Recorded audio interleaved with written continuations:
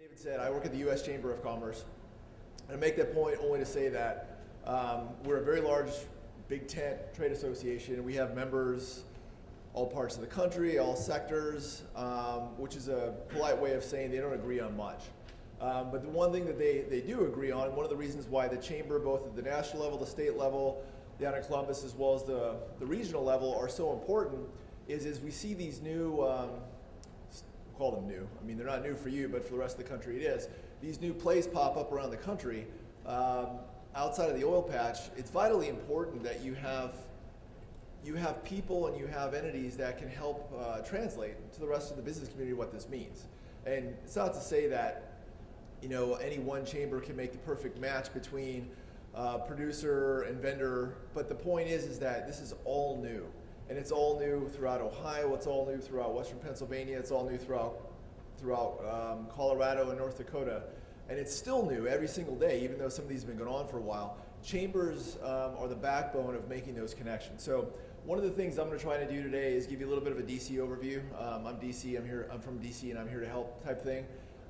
We know that really never actually works. But give you a little bit of an overview from a regulatory and legislative perspective, and then give you some aspects of the storm clouds gathering on the horizon.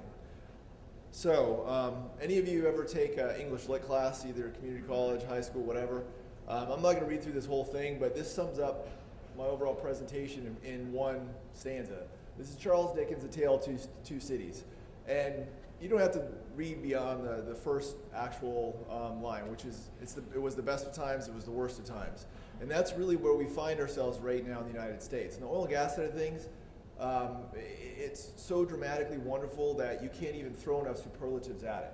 But if you start to look at the other side of the coin, and the energy perspective, and that's the electricity side, things are getting pretty bad.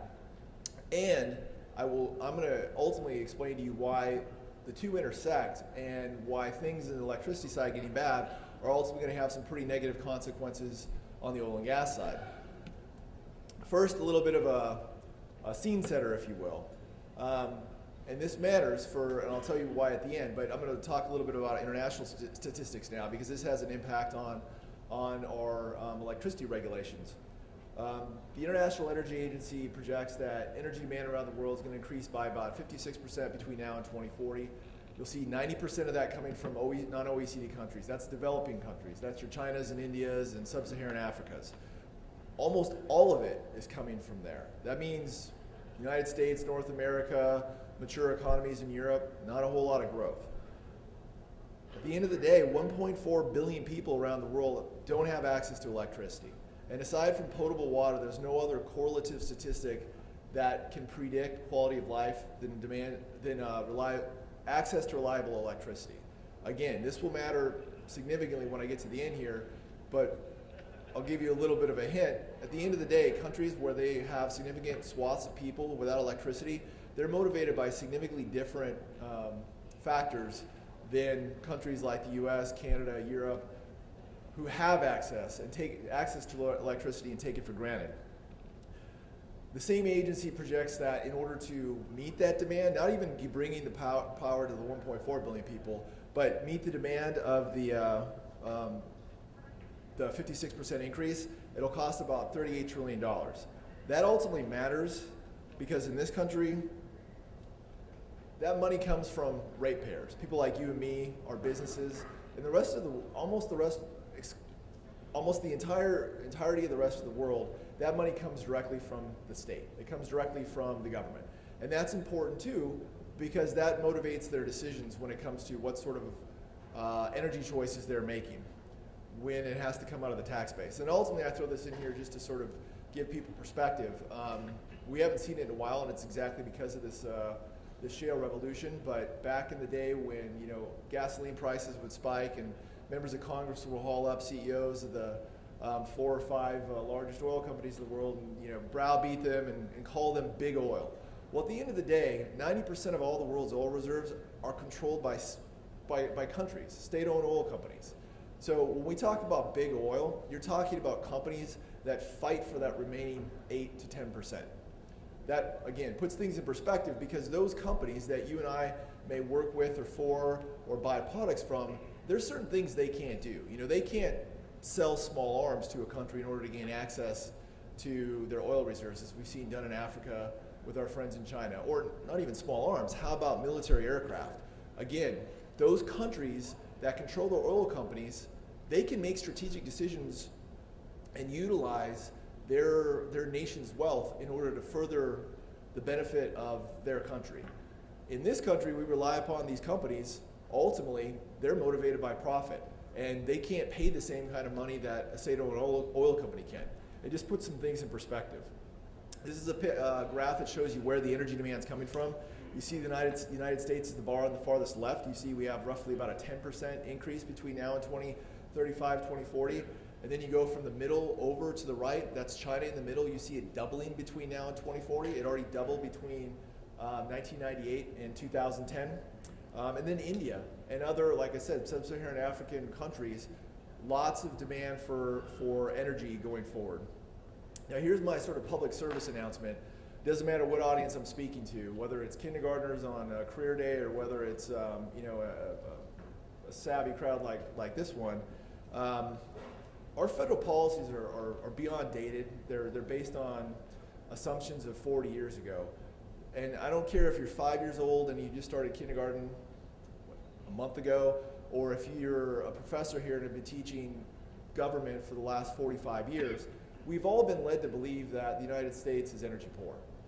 Energy is scarce, we're gluttons, we consume too much, and that may or may not have been true at certain points in our history, but this is the reality. The top line there, technically recoverable reserves, that's where geologists have gone out and said, okay, it's here. I can touch it, I can taste it. And engineers have said, yep, and we can pull it out of the ground with current technology. If you look at those resources in this country, over 120 years of natural gas, 200 years of oil, and almost 500 years of coal. Now, if you take it one step further to in-place resources, which is where the geologists have gone out and said, it's here, I can touch it, I can taste it, but the engineering hasn't quite caught up yet. You've got almost 600 years of gas, 500 years of oil, and 10,000 years of coal. Not a misprint. We have the largest energy resource base in the world. No other country has more fossil fuels than we do. In spite of what we may have been led to believe, we have this. And we're starting to produce some of it. That's why we're seeing jobs being created in eastern Ohio and western Pennsylvania. But our policies are still 40 years behind. There's still vestiges of things like the Arab oil embargo, whether it be on exports, whether it be on access to federal lands. This is the reality, and it's time that the people that we elect to send to Washington actually understand this, appreciate this, and change our laws. Now, some of this is a little bit dated, but I'm going to put this up there anyway. This is a study that the U.S. Chamber and API did about a year and a half ago. It was the first and still is the only study that tried to quantify the entire macroeconomic benefit throughout the country of the shale revolution. And I say entire because it's not just about spudding a well, somewhere down the road here, and then the jobs and the economic revenue that stem from that. It's the build out of the midstream. It's the gathering lines and the trunk lines that bring those liquids or that dry gas to market. But then more importantly, as we heard from the last couple speakers, it's also the downstream build out. I mean, that's really what is going to foster not only long-term growth on the upstream side, which matters here, but also a veritable manufacturing renaissance across the country. I mean, you go back to 2005, and we collectively, a lot of folks in Ohio probably don't want to acknowledge this, but as a country, we collectively wrote off manufacturing. We said, you know what, that stuff's done. That's a vestige of post-World War II economy now. This country has moved to a service sector economy and a technology economy. Well, the primary reason for that was we had the most expensive natural gas in the world, some of the highest wages in the world, and frankly, not very competitive electricity rates. You fast forward 10 years later, a lot has changed. I'm going to explain to you sort of how we've gotten to this point, but more importantly, why things are growing by leaps and bounds, whether it be here, whether it be elsewhere throughout the Appalachian Basin, or especially down in the Gulf Coast. But if you look at just the upstream side of things, what we pegged it at 2 years ago was 40,000 jobs in Ohio. At this point, we're well in excess of 100,000 jobs. But really what I want to focus on is the government revenue. Because in 2012, it was $4.1 billion. And then all the way, if you go all the way through from 2012 to 2035, $35 billion. Now, you and I might go and do our laundry on a Sunday night, throw our jeans in the washer, but dutifully check the pockets and find a $20 bill and say, man, I forgot all about that. This is my lucky day. Well, the folks in Columbus in 2012 found a $4.1 billion bill in their pocket because nobody, not in the industry, not out of the industry, not in budgeting in Columbus, was expecting this type of revenue to be flowing in. And this is obviously the revenue that we as Americans, you as Ohioans, depend on for things like first responders, schools, infrastructure, and the like. Again, not planned on. And going forward, almost over $35 billion, not insignificant either. Now let's talk a little bit about sort of the build out of the downstream.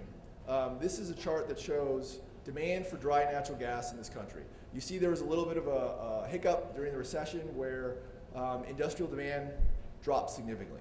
It's recovered, going up again, outstripping demand on the electricity side. Now, this is from the US government, and I would say that this doesn't necessarily take into account a lot of the Clean Air Act stuff that I'm going to talk about, shutting down of coal plants, replacing with gas. So we're going to see the electricity side increase significantly, but I just put this out there to make the point that this demand is what causes holes to be drilled out here in the Utica and the Marcellus. Without the demand for the dry gas and the liquids, it's not going to happen. Now, this is the manufacturing renaissance at its core, and it's not just in the petrochemical side. I mean, obviously, as we see throughout this region, in Youngstown we have steel. You go into West Virginia, you already have some pharmaceutical growth, but you're talking about machinery, you're talking about traditional manufacturing, you're talking about things like fertilizers. I mean, from this report that we had done, my favorite anecdote here is a company called Methanex, which produces methanol, a feedstock that rolls into fertilizer. They spent upwards of $1 billion building a brand new facility in South America right around 2001. In 2008, they moved the entire facility brick by brick to southern Louisiana. The dynamics of the input costs changed so much, it made sense for them to bring the entire thing to the United States. And we're seeing this happen in droves right now. Ultimately, our report suggests that between now and 2020, we're going to see roughly about $120 billion invested just in the petrochemical sector. And that, what I would describe, is the first domino in the manufacturing renaissance. Because, well,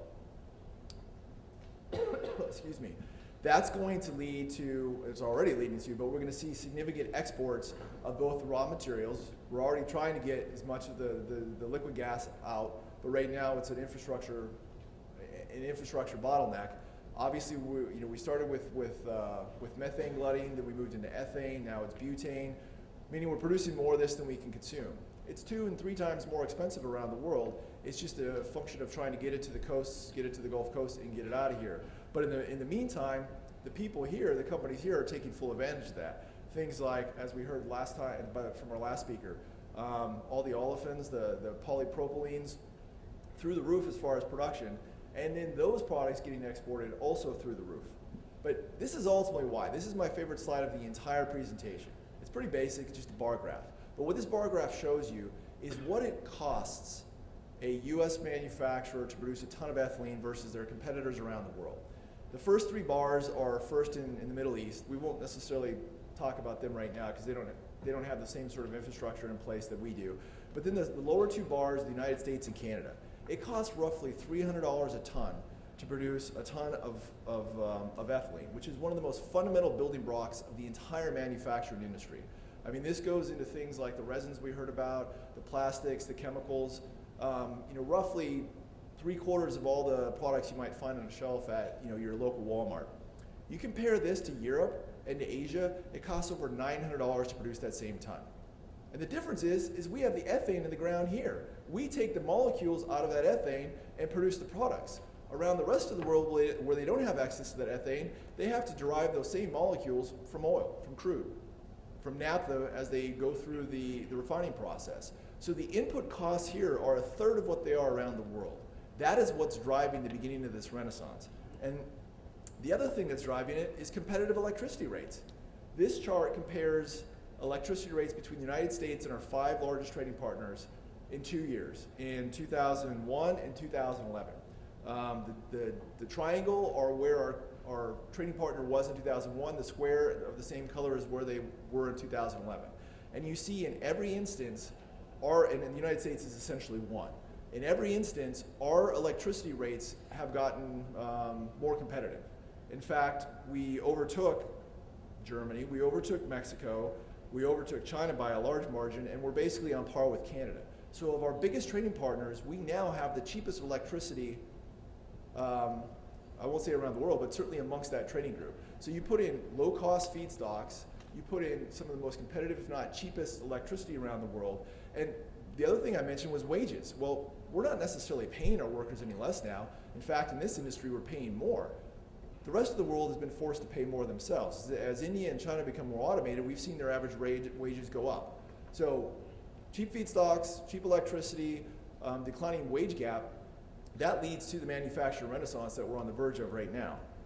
And ultimately what that means, if you add the upstream, the drilling, the midstream, the build out, the pipes, the trains, and then ultimately this manufacturing renaissance, our study takes the whole thing into account. What they found in 2012 was nationally 2.1 million jobs.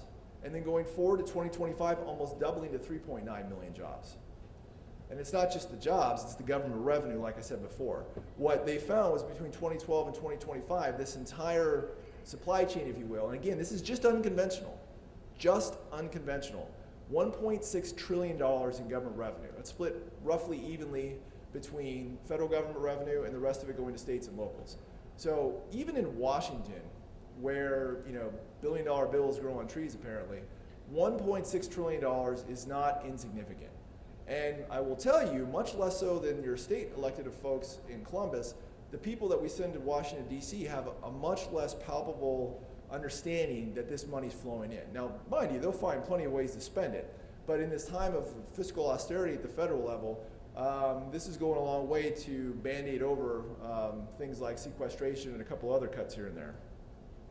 Now, what this translates to the average person who may not necessarily be employed, may not even be in Eastern Ohio, what IHS did, the company who did our study, is they looked at where we were in 2005. Back in 2005, when we were writing off manufacturing, we were paying the most expensive rates in the world for natural gas. We were looking at building. We had at that point in time, we had 19 different natural gas import facilities in the licensing queue. That natural gas being imported is roughly 3 times more expensive than what we could even pull out of the ground here. So what IHS did was looked at where they expected us to be in 2013, back in 2005, and then compared it to where we actually were. And what they found was the effect was so dramatic. The cost of energy was so much cheaper, the cost of goods derived from energy was so much cheaper, the cost of goods not derived from energy that just get moved about the country using energy was so much cheaper that if you divide it up per capita, they found that it's the equivalent of $1,200 additional disposable income in every American household's pocket.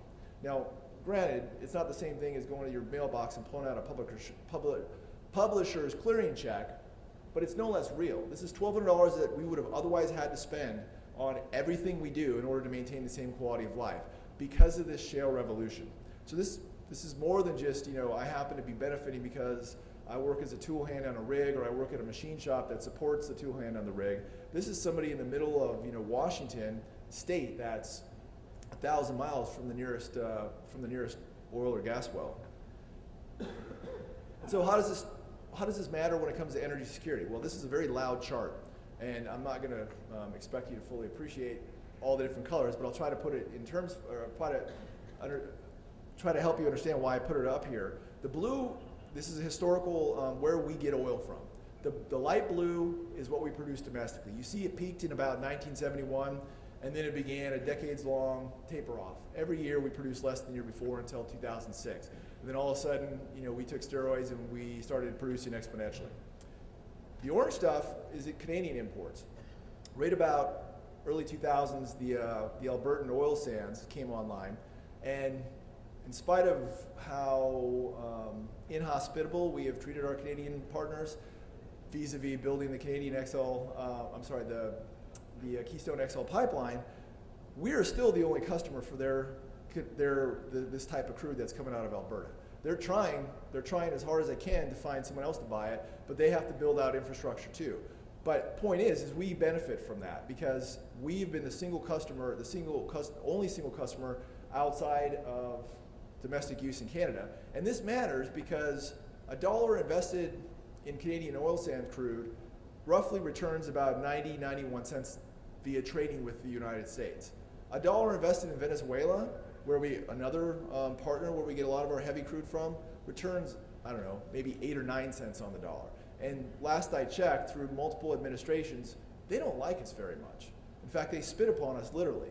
So you're talking about the difference between our greatest trading partner and some countries that frankly don't like us, and even if they did, we don't get the same sort of return, meaning that I'd rather see this stuff come out of the ground in eastern Ohio, but if it has to come from somewhere else, Canada's the next best thing. So we see Canadian imports increasing going forward. So what gives? Ultimately, what gives is the overseas imports. That's the black stuff. The black stuff you'll see gets smaller and smaller and smaller and smaller. We went from 2005 importing roughly 2/3 of all of our crude to right now we're down to about 40%, and we're on a continued trend where that's going to keep getting lower and lower. From an energy security standpoint, this is phenomenal because we are not necessarily relying upon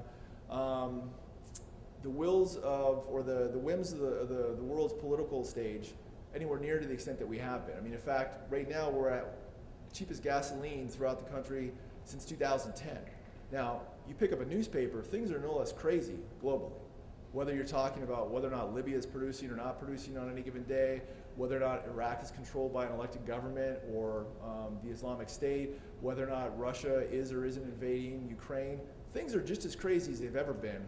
But we have had stable gasoline prices, we've had stable oil prices. In fact, over the last 6-8 weeks, they've consistently gone down. That's because we're buying much less of the stuff on the world market because we're producing it here at home. If we're buying less of it, that means there's more of it on the market to insulate against these types of political problems, unrest. It's been a benefit for the entire world, but it certainly benefited us. This is important too, because again, remember at the end of the day, the demand for the stuff coming out of the ground is really what matters, because that's what drives new wells from being drilled.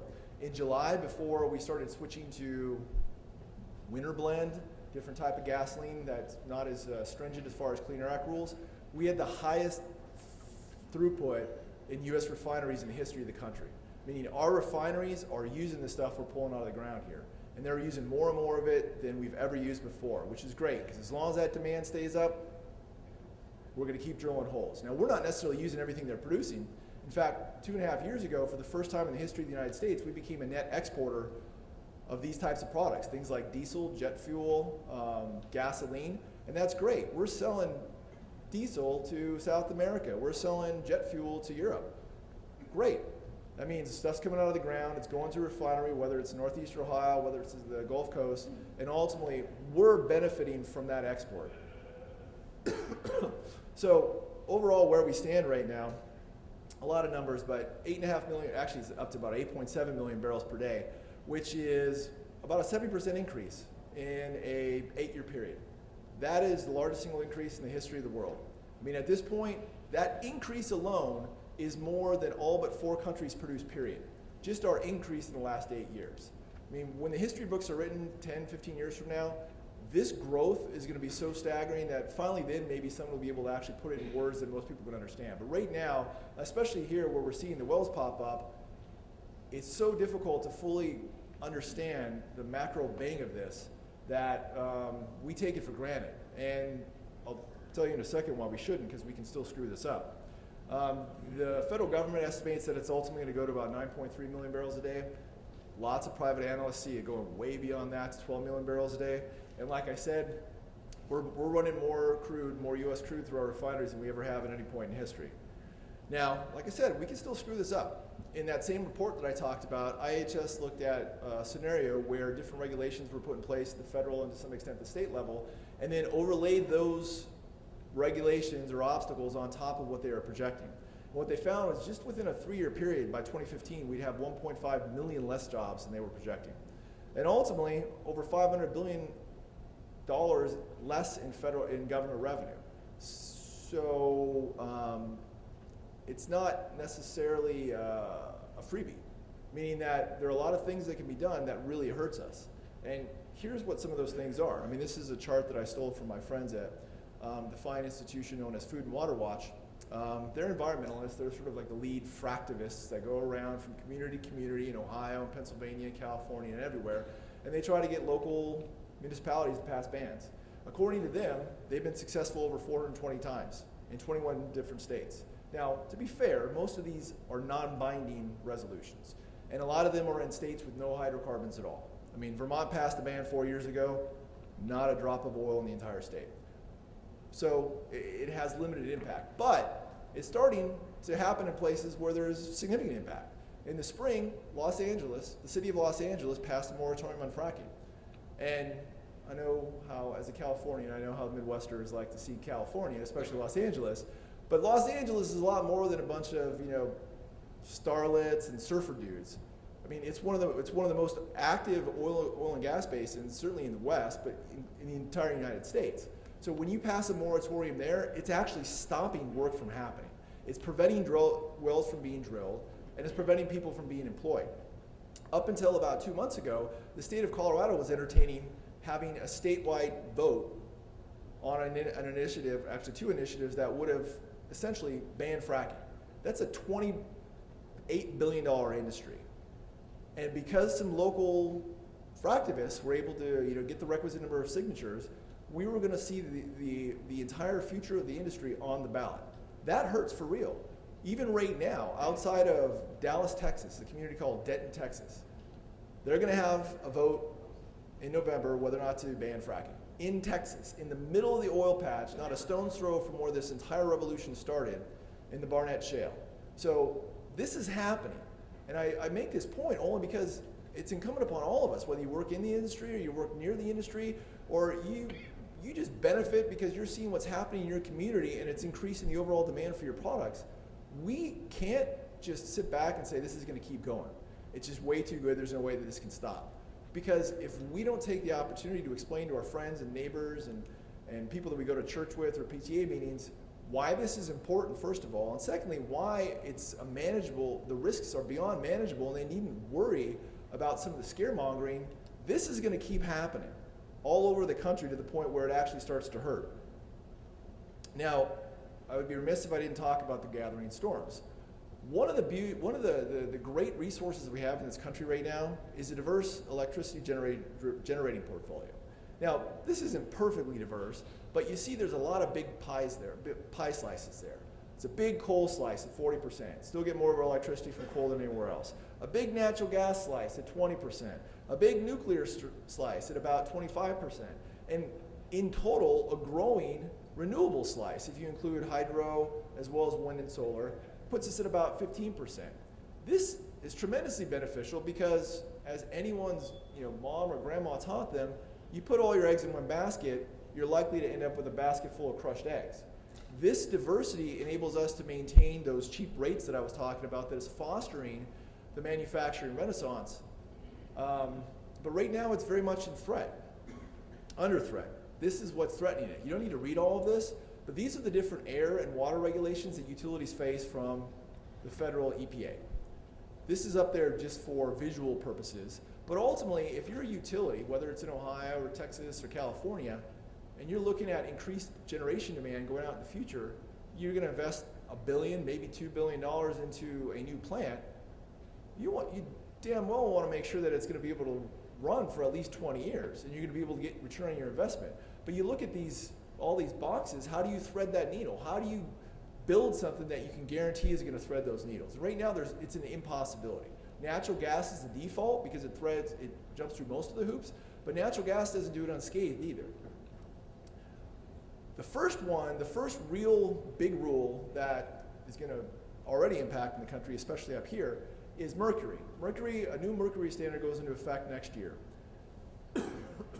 Now, the Clean Air Act was passed in 1970, and frankly, it's been an unmitigated success. I mean, we as Americans should be proud that, first of all, Congress could get together and pass something like that. Lots of compromises, things that we don't really do anymore in DC, and ultimately pass a law to remove these things that we could all agree were bad pollutants, things that hurt people, things that hurt their lungs, hurt their brains. Mercury was one of them. Since it was passed, we've eliminated 95% of all the mercury that comes out of power plants. That's awesome, 95%. We're down to that final 5%. But as any engineer might tell you, that final 5% is exponentially more difficult to remove than the first 5%, and actually in this case, the first 50%. And the way that law is supposed to work is you get down to that sort of bleeding a rock, you get more time. Well, this administration decided, well, maybe not this time. We want to make sure it gets done before we walk out the door. So we're not only going to give you more time to solve that engineering challenge, we're going to give you less time than you had previously. What that ultimately means is we're going to see coal plants shut down prematurely. Prematurely means they weren't ready to be shut down yet. They were running because they were efficient. They were running because they were the lowest cost to you as ratepayers, especially up here. Ultimately, what that means is rates are going to go up. Now, there's this notion, I frankly hear it every week, especially in Washington, D.C., that, coal's getting its clock clean, but it's nothing to do with the EPA. It has everything to do with the price of natural gas. And there's certainly some truth in that. I mean, we're producing more natural gas now than we can consume. Anytime a commodity gluts, price is going to go down. But as this chart shows you, at no point in time in this chart, goes back to 2007, or frankly in the history of the United States, has natural gas ever been cheaper than coal on an apples-to-apples basis? Meaning that economics is not driving it as much as this is. Now, I love natural gas too, but the point is that when we're pushing coal out of our generation mix, that starts to put more and more eggs in one basket. That affects our rates. Ultimately, what the government suggests, just from this one rule, is that we're going to see upwards of 70 gigawatts of coal closed. Now, gigawatts, whatever, you don't know what that is. I barely know what that is. What that means is 20% of all of our coal plants are going to shut down. 10% of the country's entire generation fleet is going to shut down between now and 2016. A lot of this has already started to happen. And as you can see here, most of it's up here. No surprise to any of you. You guys use a lot of coal. Got a lot of old coal plants. Those coal plants are getting shut down early. And we've already seen the way that utilities buy power. They buy some of it real time, but mainly they try to buy it. At least a year in advance. That way you can plan better. And so the auctions, the 1 year out auctions for electricity in the region of the country where you and me in DC get our electricity from, we've seen those wholesale prices double already. That ultimately gets passed on to you. You haven't started to see most of it yet, but you will over the next few years. And perhaps what's most important, and I don't blame EPA for this, I blame Congress, is that nowhere in the Clean Air Act is the EPA required to look at things like reliability or economics. That's just Congress's oversight. And this is why it matters. I mean, you all lived through the polar vortex back in January. It wasn't pleasant. I mean, it wasn't pleasant in DC, but it was much less pleasant up here. And when you get down to like -40 in places that aren't called Alaska, people aren't really prepared for that. So you see demand for electricity skyrocket, demand for natural gas skyrocket as we try and heat our homes. If you're not able to do that, people start dying. Not hyperbole, we see it happen. Hundreds, if not thousands of people in Europe die every year for the same exact reason. Huge plummet in temperature, not enough energy to keep the houses warm. Well, in this part of the country, especially in Ohio and Illinois, these coal plants that are set to close down between now and 2016 were running at roughly 95% capacity factor. At no point in time is the EPA ever required to answer the question, what happens in 2017 when the next polar vortex comes around?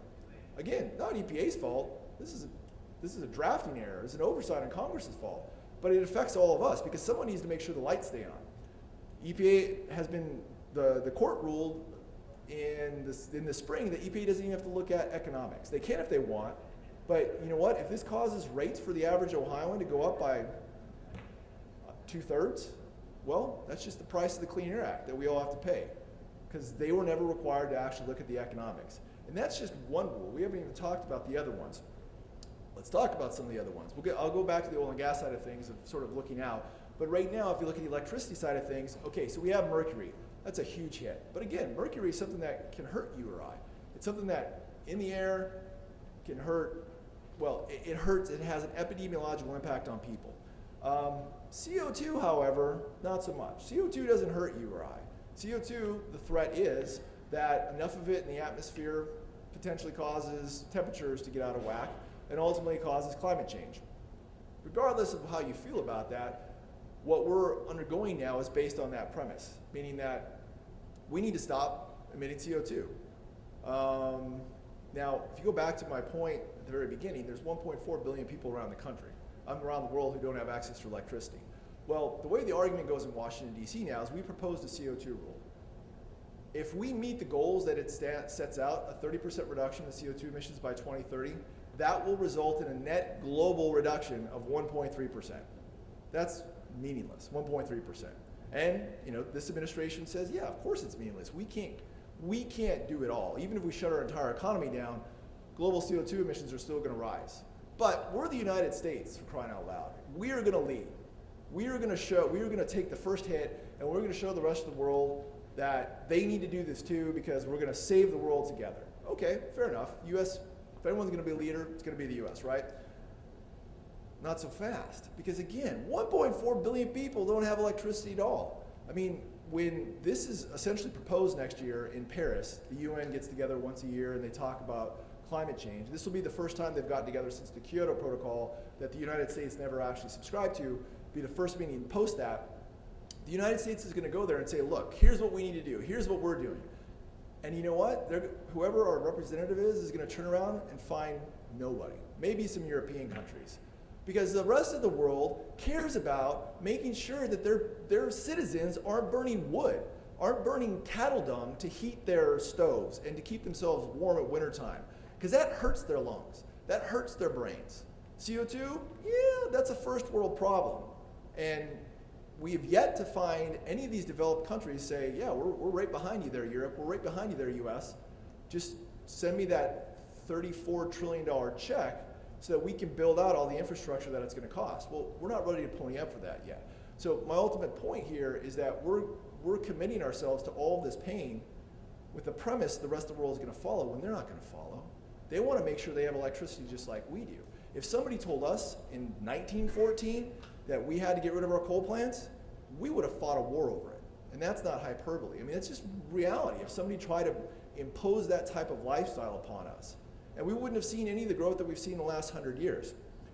Other things coming down the pipe, ozone. All you need to know is this is probably the most expensive rule in the history of this country. And not only that, but unlike what the Clear Act requires, where EPA has to lay out what the actual technology roadmap is, they've only been able to lay out 2/3 of it, meaning a third of it is just a black hole. It's that bridge to nowhere and it just falls off a cliff. What can we rely on for Congress on the electricity side? Well, I mean, Congress really hasn't done much lately. Congress is very divided. Frankly, our country is very divided. Frankly, Ohio is relatively divided. It's the type of form of democracy that we have. I don't care if the Republicans take the Senate or not. The reality is that you're still going to have divided government. And to think that some change in the Senate is going to dramatically change some of these major barriers or these major threats, probably not going to happen. We might see some efficiency stuff get adopted, but very little. I don't have much faith that very much will happen on this electricity side. On the oil and gas side, all of it's happening at the regulatory level, just like in the electricity side. We're going to see a federal rule for the first time the federal government regulates fracking on federal lands. And there's a very real fear that EPA is going to use that as a stepping stone to start regulating fracking off of federal lands. The previous EPA administrator telegraphed that as much. And then ultimately exports. Exports is one of those areas where, when I say this in Houston, I get tomatoes thrown at me, but I've been pleasantly surprised. Ultimately, if you look at the base of this president's environmental base, they don't want to see any exports, not natural gas liquid, certainly not crude, because that means more of it's coming out of the ground. And while it hasn't gone anywhere near as quickly as most of us would like to see, we've seen incremental movement on liberalization of U.S. trade policy. We've got 4 LNG facilities that are now fully licensed and effectively under construction. There's another 17 or 18 in the queue. We want to see those get licensed too before the global window closes. But the reality is that this is a lot more than I think a reasonable person would have expected from this administration 3 or 4 years ago. Now, crude's unique because this is a bipartisan issue. Again, our policies are vestiges of the 1970s, and we said, we're not going to export any crude. Well, we're now producing so much that we're having to shut in wells because the infrastructure hasn't caught up in certain parts of the country. Not only that, but at some point in time, just like with methane, just like with ethane, and just like with butane, we're going to reach that magical glass ceiling point where the next barrel is going to be more than we can consume domestically. Now, that doesn't mean that everything gets shut down and we go home. It doesn't mean like a bust like the early 80s that we saw in West Texas. What it means is that we just stop growing. It means no new growth. We just stay stagnant there.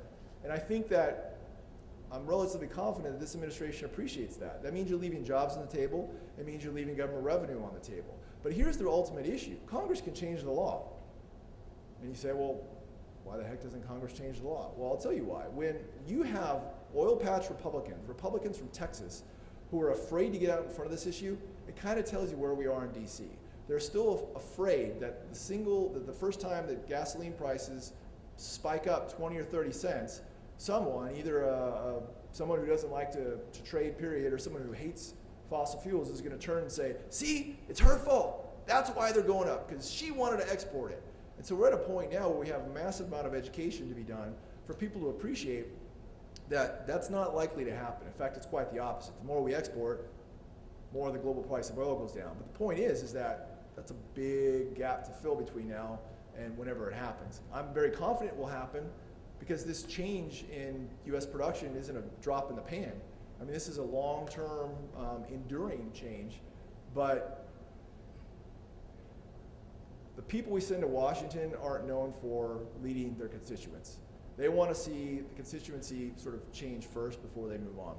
So I wouldn't hold out a whole lot of hope for your Congress, my Congress, and frankly speaking, the last 2 years of this administration, they're going to pin their ears down and they're going to get as much done as they possibly can.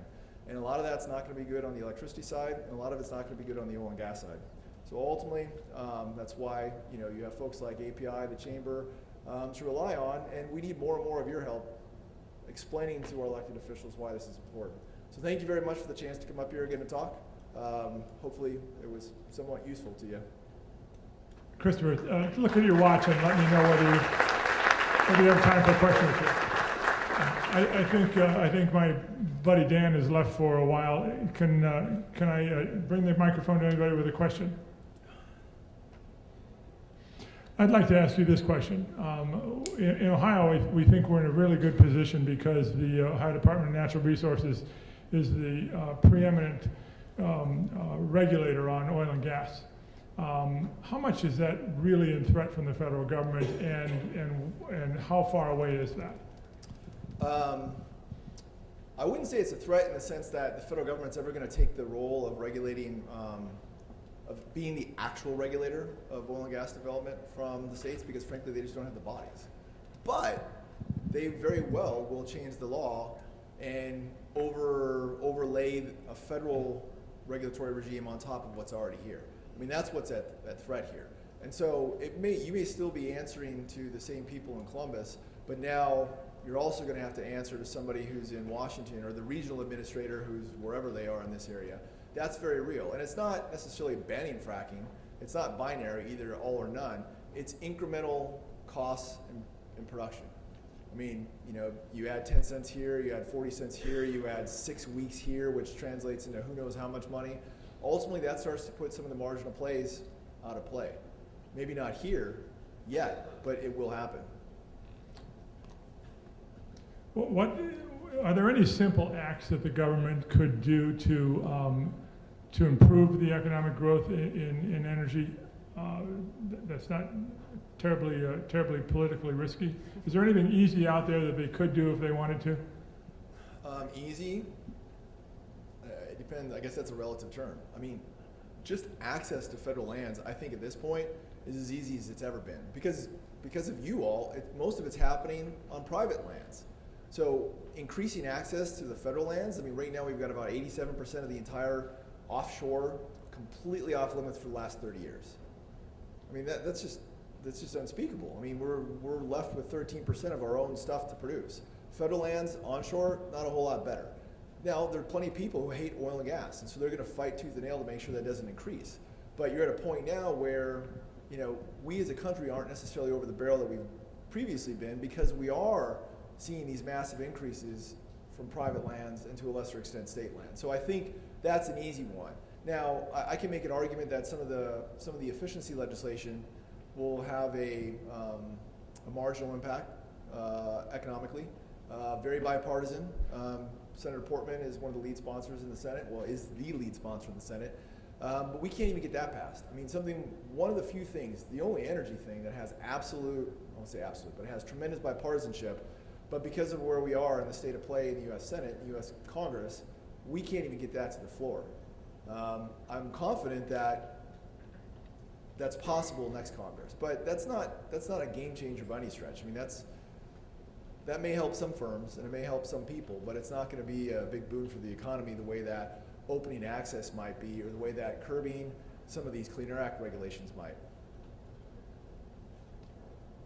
One of the first speakers said that there are people around the world who think the United States now has an unfair advantage because of what we're doing with energy. And when people talk about the change in energy supplies and what's going on in the United States, we think about all the wars we've fought for in recent years to keep oil supply lines open, and that we are now facing a new political reality around the world. Is there any way that the world could look at what we're doing and consider it an unfair advantage, and could there be some political negative ramifications from that for the United States? Did anyone stay up last night and watch the game? I mean, that argument is like saying the 49ers have an unfair advantage because they have Colin Kaepernick. I mean, it happens. I mean, we have the natural resources, and we can use that not only for our own benefit, but for the benefit of the world. That's already happening by decreasing the cost of oil and, to some limited extent, already natural gas. But more importantly, it can be used as a political, I won't say as a tool, because you don't have, unlike in other countries, our federal government is not dictating, okay, this tanker of oil is going to go to country A and to company B. I mean, our companies still decide where that goes based on where they can make profit.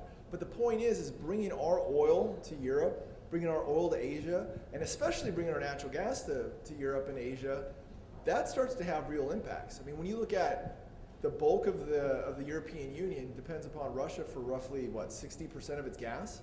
You know, every LNG tanker that goes over there is a little sort of nick at a big wall that ultimately starts to shake the foundations of the Russian petrostate, one that uses energy as a sword and puts people they don't like over that sword every single year. So, you know, are there going to be sour grapes? Sure, there are a lot of sour grapes coming from Russia, a lot of sour grapes coming from some of the OPEC countries because they don't like to see what's happening here because it's undercutting their overall worldview. But I think, I mean, to the extent that any of us can be objective, you take a step back, I'd much rather see these resources coming out of the ground in the United States than some of those other countries. Join me in thanking Christopher Guith for being with us today.